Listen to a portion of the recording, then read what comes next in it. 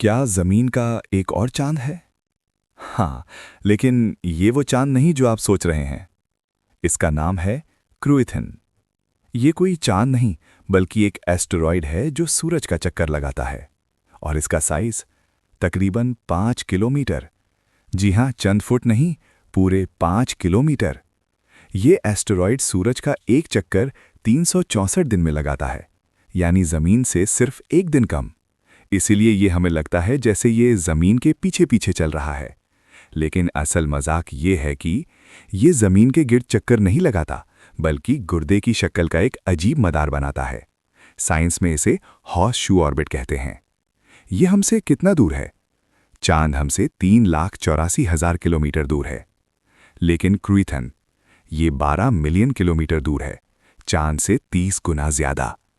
इसकी escape velocity सिर्फ 2.6 metre फी second है।